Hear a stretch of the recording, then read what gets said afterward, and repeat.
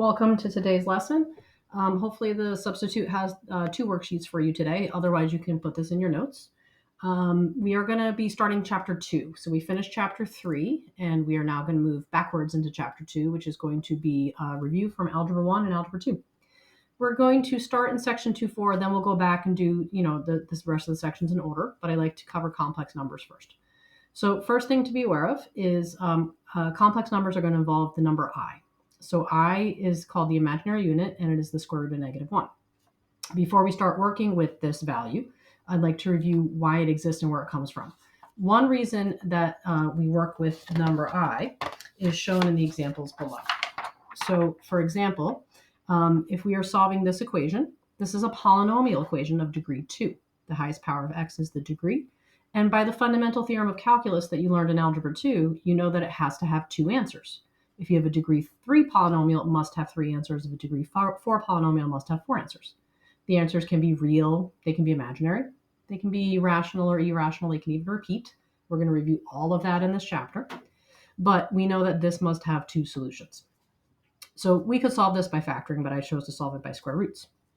Now, if we look at this example over here, if we go to solve this equation, we get x squared equals -9, and we know there's no real number that you can square to get -9. Because if you plug 3 in there, you get +9, and if you plug -3 in there, you also get +9. So what someone did to ensure that the fundamental theorem of calculus is going to work is we've defined the square root of -1 as this imaginary unit that we call I. So when you have the square root of -9 in Algebra 1, you just say, oh, forget it, no answer. But in Algebra 2, once you meet the imaginary unit, you learn that you can split this apart and replace the square root of -1 with I. So that's why we work with the imaginary unit. Now, before we get into all the work we're going to do, a complex number in standard form can be written in the form a plus bi. I've labeled here 4 different examples. I've called them z sub 1, z sub 2, sub is for subscript, z sub 3, z sub 4, and those are just labels. So, like when you plot points, sometimes we have you plot points and we have you label like a is the point 2, 3, you put an a there instead. I'm just labeling these complex numbers. So for example, if I have, let me make it different numbers, 5 minus 4i, in order to refer to that easily and distinguish it from like 2 plus 7i, instead of calling them a and b, we're just calling them z sub 1 and z sub 2. It's just a label. So taking a look at these examples, we have the first one here. The a is called the real component and b is the imaginary part. So here, if we wanted to identify a and b, a is 3 and b is 2. Notice b is not 2i, it's just the coefficient of the imaginary part. It's the coefficient of the imaginary unit. For this one here, if we want to identify the real part, it's 5, and the imaginary part would be negative radical 3. So you can have radical coefficients, and if you have a minus, you take that sign along with the number. This one here is the equivalent of 0 plus 6i, because in standard form, we write the real part and then the imaginary part. So here the real part is 0, and the imaginary part is 6i. If we wanted the value of b, it is just the 6, just the coefficient. And then this is a real number, just regular old 7. That can be thought of as 7 plus 0i. So your regular real numbers that you've been working with for years and years and years now are actually called complex numbers. They're considered complex numbers because you can write them in the form of the real number plus 0i. So the real part here is 0, that's a, and then b would be the coefficient of i. Okay, and let's go ahead and review some number sets. So I've thrown out some words today, imaginary, rational, irrational, and so on. So I just want to take a moment to review some number sets with you. So every number that you've learned about ever, that I've learned about ever, is considered a complex number. Our complex numbers can be written in the form a plus bi. When you don't have the imaginary part, when b equals 0, I wrote not equals, I meant to write equals. So when you don't have an imaginary part, when b equals 0, you have what's called a real number. And if you have, if b is not equal to 0, if you have a b, then it's an imaginary number. Now, let's review the real number set first. You've been working with these for years and years and years. Let's start from the inside out in this Venn diagram. Your natural numbers are numbers like 1, 2, 3, and so on. They are sometimes called your counting numbers. Okay, those are the first number you learn about when you're a child. The whole numbers are all of those. That's why this circle is inside of the whole numbers, and also 0. So 1, 2, 3, 4, 5, 6, and so on, those are classified as natural as well as whole numbers. But 0 is a whole number, but not a natural number. The next thing you learned about back in elementary school, after you learned your natural numbers and your whole numbers, you learned the integers, because you started learning about negative numbers. So numbers like -4 and -7. Integers are whole numbers and their opposites. That might be worth writing down. Integers are whole numbers and their opposites. Okay. So what we're talking about are, and we include, see how whole numbers and natural numbers are inside of the circle for integers? So a subset of the integers is the natural numbers, 1, 2, 3, 4, and so on. Those are still integers. 0 is also an integer. But then we also have all the opposites. I can't possibly list them all, so I just listed a couple. But -2 would also be an integer, -3, -7, -1,000. But not fractions and decimals yet. Okay, so integers don't include those. The fractions and decimals are going to come in when we start talking about the rational numbers. So rational numbers are numbers that can be written as a ratio of 2 integers.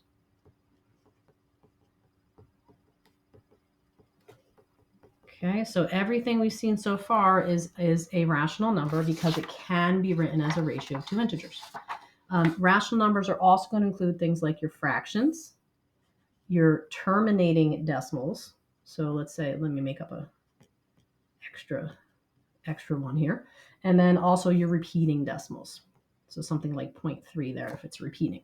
And again, I can't possibly list all the rational numbers, so I'm just listing a few of them. But clearly 1/2 is a rational number because it is a ratio of 2 integers. It's 1 to 2. 0.3 repeating, any repeating decimal can be written as a ratio of 2 integers. So if it can be written as a ratio of 2 integers, then it's considered rational. -4 here, see how that's inside the rationals? That's in the integers, or inside the rationals. -4 can be written as -4/1. It can be written as a ratio of 2 integers, therefore it is rational. And then I made up one that -8.57. We know that we could write that as -8 and 57/100ths. And if we really wanted to, we could write that as a ratio of 2 integers. I'd have -857/100. All right, so the rationals include all of the integers as well as your fractions, and as long as they're integers in the fraction. Your decimals that terminate, these are called terminating decimals when they end, and your repeating decimals. Your irrational numbers are the most recent ones you learned about. The irrational numbers are numbers like pi and numbers like square root of 3 and maybe -2 radical 7. And again, I can't possibly list all these, but the irrational numbers are numbers that usually have a radical or have a pi involved, because your irrational numbers, if we look at their decimal form, they are non-terminating and non-repeating. So irrational numbers have decimals that do not end and are not repeating. So if you put this in a calculator, the calculator is going to round it. But technically, because radical 3 is irrational, that decimal never repeats and never ends. Like we know that with pi. And actually, we can add e to this list because we know that's a special irrational number as well. Now, if you look at rational and irrational, there's no crossover. Those are both considered sets of real numbers. So all of these are real, but no rational number is going to be irrational. No irrational number is rational. So even though the coefficient of this is rational, this is considered irrational.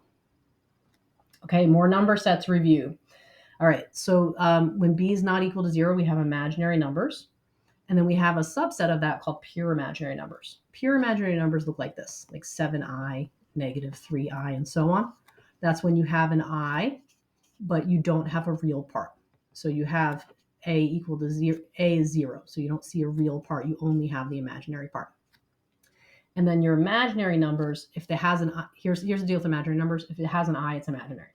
So as long as b is not equal to 0, it's imaginary. So you can have things like 3 minus 2i. You could have things like radical 2 plus 7i. And these are imaginary. They're not pure imaginary because they have a real part. And they're all complex numbers. Every number we ever learned about is a complex number. And imaginary, by the way, we do not classify those as rational, irrational. Those titles are for real numbers only. So this imaginary number here, its real part is irrational. The coefficient of I is rational, but overall, this is neither rational or irrational because it's not real. We just call it imaginary or complex. That's the only title for it. So a lot of vocab there, but all of this vocab you've known since middle school. And then this vocab we've added since Algebra 2. But I still think important review because I find a lot of times students in pre-calculus don't always remember all of the details about the number sets. So that's what we just reviewed, number sets. Okay, continuing on our way, what we're going to do next is we are going to do some practice with complex numbers. So again, if you have this worksheet, you can write on here. If you don't have it for some reason, you can just take notes. And we're going to start by writing in standard form. So if we want to write square root of negative 25 in standard form, what we learned in Algebra 2 last year is we want to split this apart. So whenever you have a negative radicand, you want to split it apart. And I usually like to put the square root of negative 1 at the end to the right. And the reason I like to do that is because if I can simplify this, that becomes the coefficient, and then the square root of negative 1 gets replaced with I. And that just looks better than I times 5. I times 5 is this equivalent, but we're used to 5i. Now for this one here, I have the square root of 18. So whenever I have a negative radicand, my very first step is to pull this apart and put the square root of negative 1 second.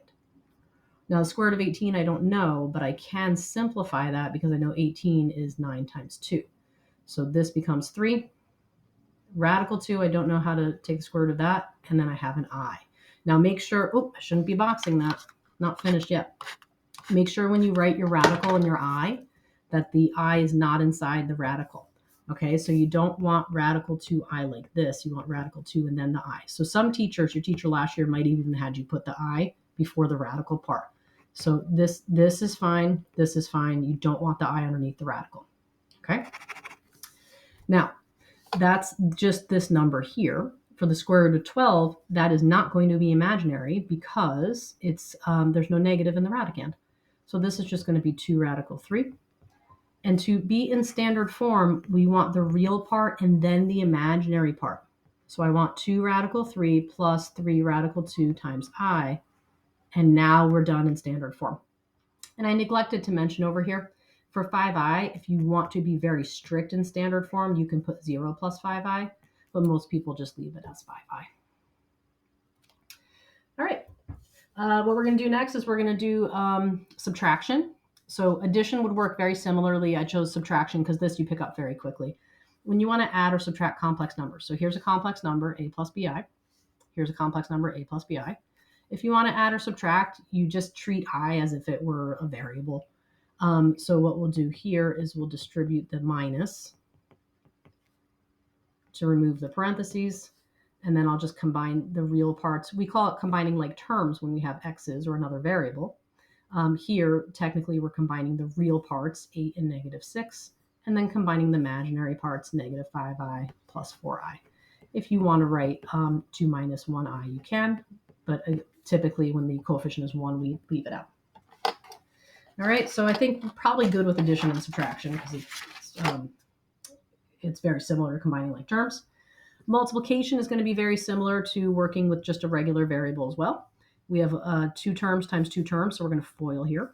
We have first times first. The outers will be minus 6i, inners will be plus 20i, and last times last will be 4 times negative 2, and then I times I is I squared. So I'm going to go ahead and combine these two because they are the imaginary parts. You can think of them as like terms. Minus 6i and 20i makes plus 14i. And then here's the catch. Whenever you have I squared, it's negative 1.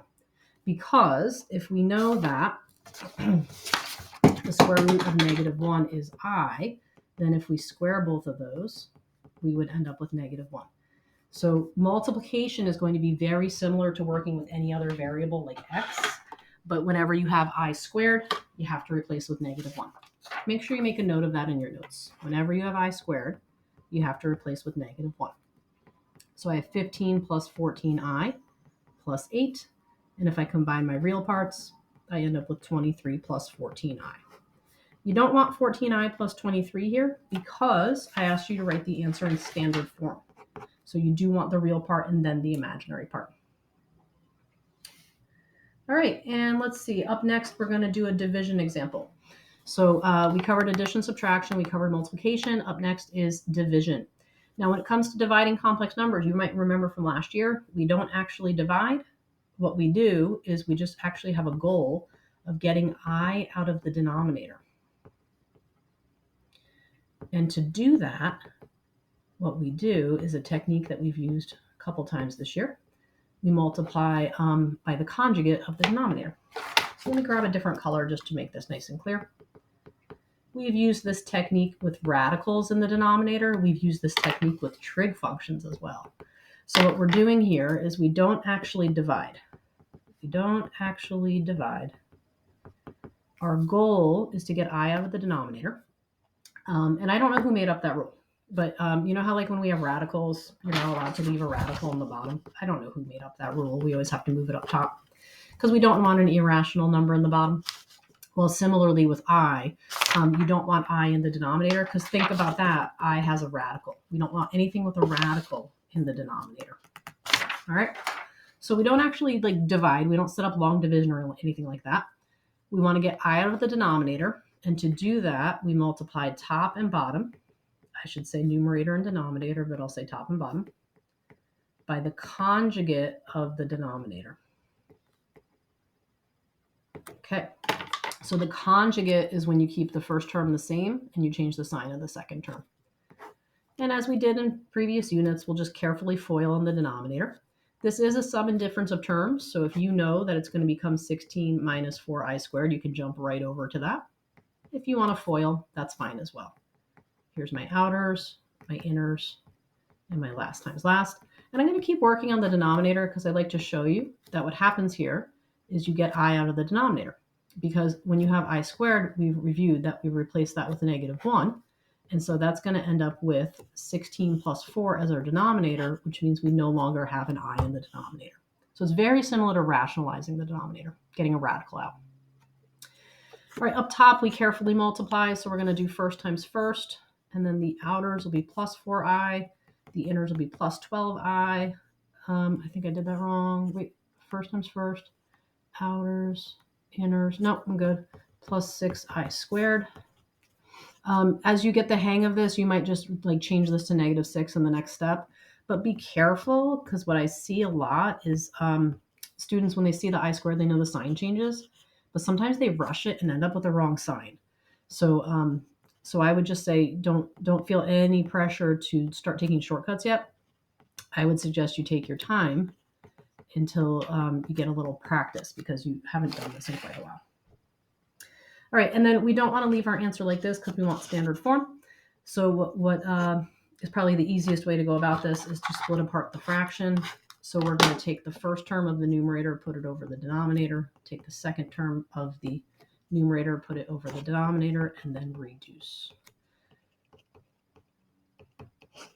I prefer 1/10 plus 4/5 I. If you prefer 1/10 plus 4i over 5, that is also correct. Just make sure the I is not in the denominator. The I can be out to the side or up top, but not in the denominator. Okay. And I think that's enough for the video today. So thank you for watching. Please check Classroom for any additional announcements or assignments. I believe there is some homework.